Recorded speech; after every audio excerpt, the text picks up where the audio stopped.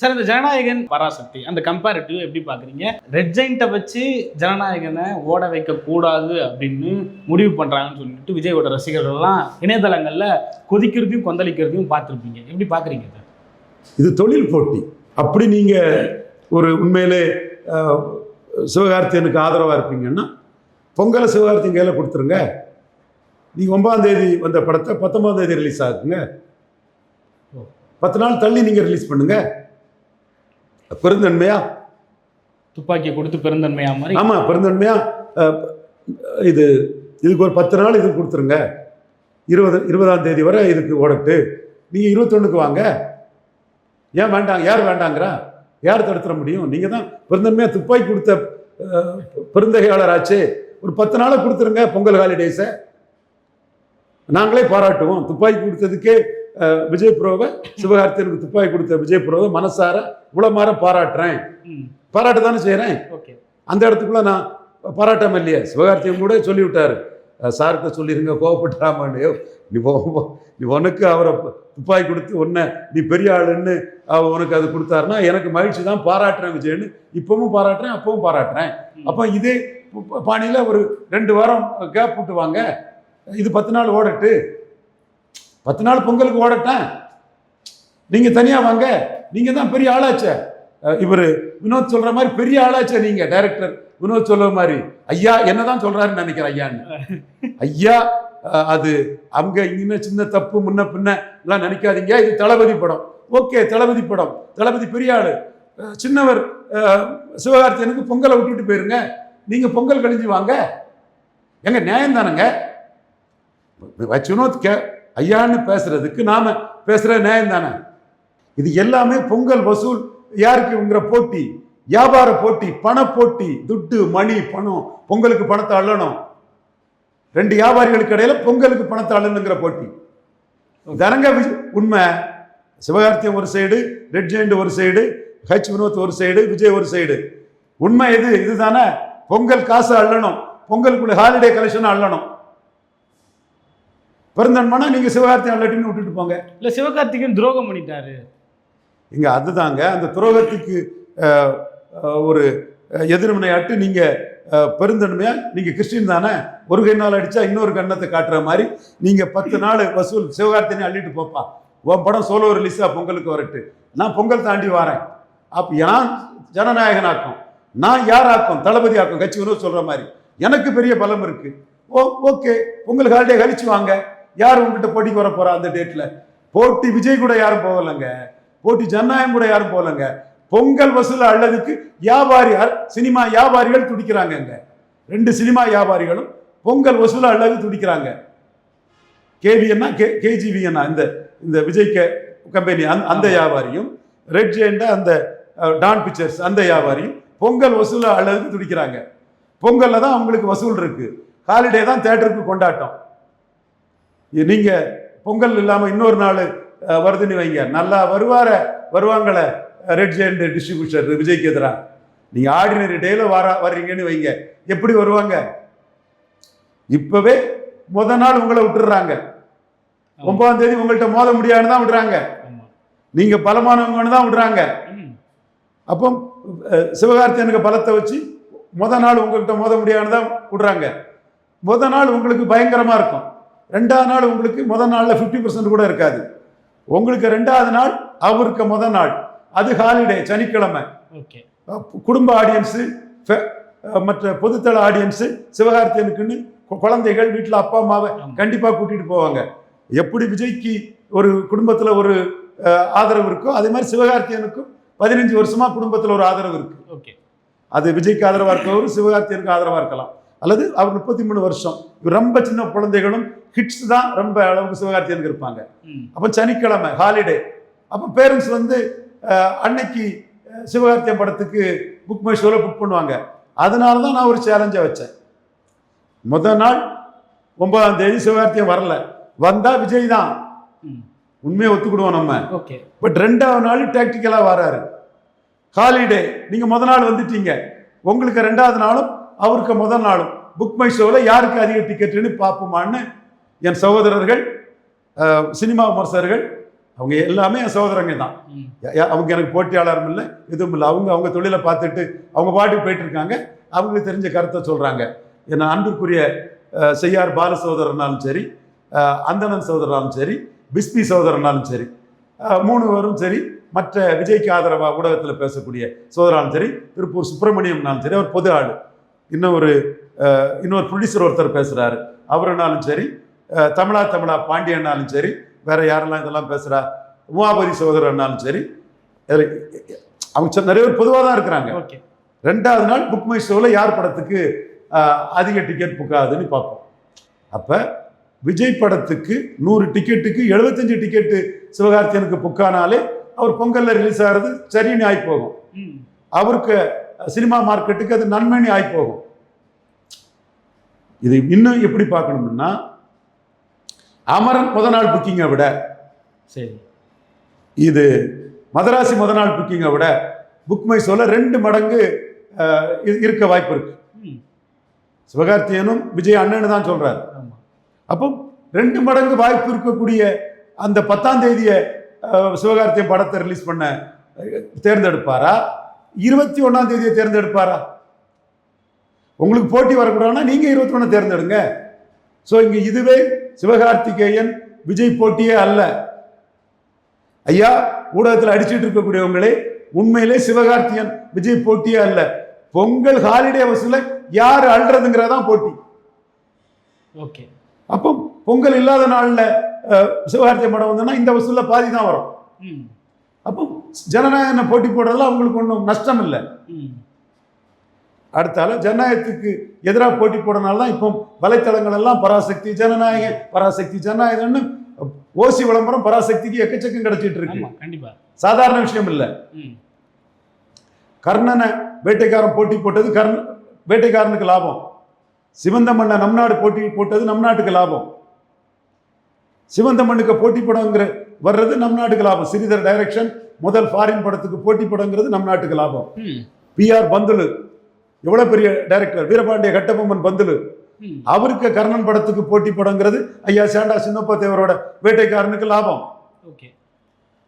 7ஆம் அறிவுக்கு போட்டியா வேலாயுதம் வரலன்னா 7ஆம் அறிவு வசூல்ல 3வது கொடுத்துருந்தாங்க, 1வது 2வது வரக்கூடிய அளவுக்கு போயிருக்கும். அப்ப நீங்க வேலாயுதத்தை 7ஆம் அறிவுக்கு போட்டி போடுறது வேலாயுதத்துக்கு லாபம். எஜமான ஏழை ஜாதி போட்டி போட்டது ஏழை ஜாதிக்கு லாபம். பெரிய படம் ஜனநாயகம் தான். பொங்கலுக்கு ஜனநாயக பராசக்தி போட்டி போடுறது லாபம். எல்லாரும் பொழப்புக்கு தான் இருக்காங்க, எல்லாரும் வியாபாரத்துக்கு தான் இருக்காங்க. சிவகார்த்தியை மட்டும் வியாபாரம் பண்ணக்கூடாதுன்னு வன்மத்திலும் காழ்ப்புணர்ச்சியிலும் பண்றது எந்த வகையிலும் நியாயம் இல்லை சகோதரர்களே. போட்டி வரக்கூடாதுலாம் சொல்றது அநியாயம், அழிச்சாட்டியம். அது உங்களுக்கு அரசியல் அறிவு, சாரி சினிமா அறிவு இல்லைன்னு அர்த்தம். இன்னொரு நாளில் வர்றதோட பராசக்திக்கு லாபம் 1. 2வது மினிமம் கேரண்டி, மினிமம் லாபம் அங்கே என்ஷூர் ஆயிட்டு, குறைஞ்சபட்ச லாபம் என்ஷூர் ஆயிட்டு. அந்த தேதியில் வர்றது ஜனநாயகத்துக்கு போட்டியில் வர்றது லாபம், பொங்கல் ஹாலிடே வசூல் ஆள்றது லாபம். அந்த 2 கவுண்ட்ல லாபம் வந்தாச்சு. ஒரு வேளையில் அது மக்கள் தான் தீர்ப்பளிக்கணும், ரசிகர்கள் தான் தீர்ப்பளிக்கணும். என் கையிலையும் இல்லை, யார் கையிலையும் இல்லை. நான் ஜனநாயகம் ஓடாதுன்னு சொன்னதாட்டு ஒருத்தன் கெட்டிங் போட்டிருக்கான்.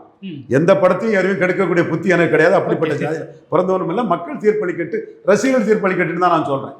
அதுல எந்த இடத்துக்குள்ளே நான் ஜனநாயகம் குறைச்சின்னு சொல்ல போறதில்லை. படத்துக்கு ரிசல்ட்டை பற்றி நான் பேச போறதும் இல்லை. என்ன ரிசல்ட்னாலும் ரிசல்ட்டை பற்றி பேசி அந்த படத்துக்கு ஒரு நெகட்டிவை பரப்ப போறது நான் கிடையாது. ரிசல்ட்டை பற்றி நான் பேச போறதே இல்லை, மாட்டேன். அது எனக்கு தேவையில்லை. பட் ஹச் வினோத் விழுந்து சுதா கொங்காரா ஷைன் பண்ணா, கண்டிஷனல் கிளாஸ் தான் சொல்றேன். சுதா கொங்காரா ஏறி போயிடுவாங்க. அதனால தான் ஹச் வினோத் அதுல ஐயான்னு சொல்லி அந்த இதுல பேசுறாரு. நம்ம ரியல் எஸ்டேட் ஓனர் சிவா, நம்ம தம்பி கன்னியாகுமரியில இருந்து உங்களை தானே சொல்றாருன்னு அதை அனுப்பி விட்டுருக்கிறாரு. கேமரால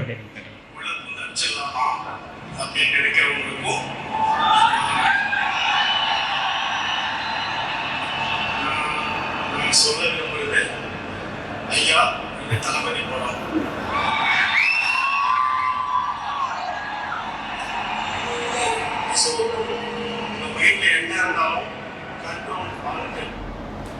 அதாவது ஐயா ஐயான்னு என்னதான் சொல்றாரு, தம்பியை மதிக்கிறேன், தம்பி தமிழுணர்வு உள்ள ஒரு தம்பி, அந்த தம்பி துணிவு படத்துலலாம் தமிழ் உணர்வை அஜித் படத்திலே காட்டியிருந்தார். வினோத் மேலே நமக்கு ஒன்றும் இது இல்லை.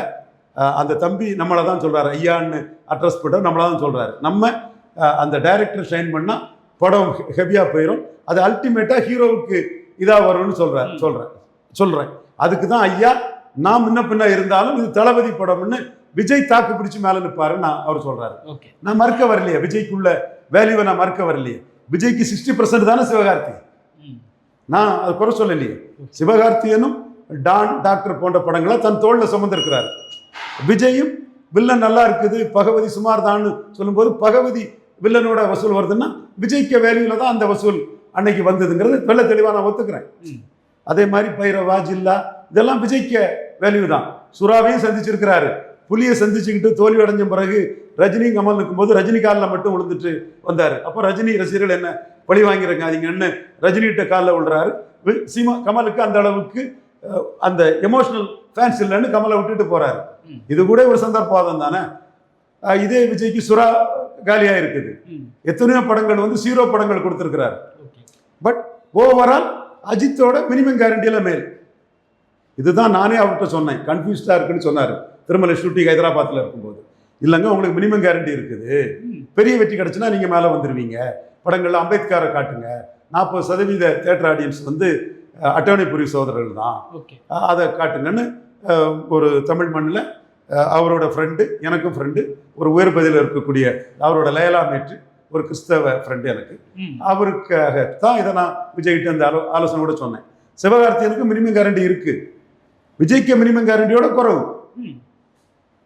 இப்போ சட்டம் கையில் படத்தை கமல்ஹாசன் தான் நிறுத்தினார். சட்டம் யார் கையில்? சட்டம் கமல்ஹாசன் கையில். தேவபடத்தில் 15 வாரம் ஓடிச்சு, கமல்ஹாசனோட டபுள் ரோலுக்காக தான் ஓடிச்சு. டிஎன் பாலு படம்னா ஒரு 3 வாரம் 4 வாரம் ஓடும், வசூல் படமாக தான் கொடுப்பாரு டிஎன் பாலு.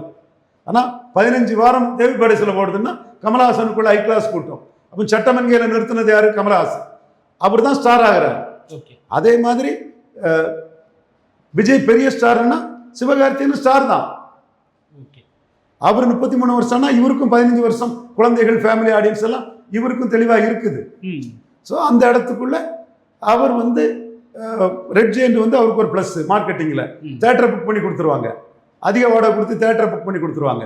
அப்போ ஹாலிடே கலெக்ஷன் தேட்டரில் ரெட் ஜெயண்ட் வர்றதுனால சிவகார்த்தியனுக்கு கூடுதலாக வசூல் வருது holiday collection. Sudha Kongara shine பண்ணிட்டாங்கன்னா வரலாம், சுதா கொங்காரா ஷைன் பண்ணிட்டாங்கன்னா வரலாம். அது அவங்க ஷைன் பண்ணுறதை பொறுத்து இருக்கு. கட்சி வினோத்து அந்த இடத்துக்குள்ள ஜாகா வாங்கிட்டாரு. நான் ஷைன் பண்ணிட மாட்டேன், இது மசாலா படம் தான், விஜய் தோல்ல தான் முழுக்க சுமக்கிறாருன்னு அவர் சொல்லிட்டு போயிட்டாரு.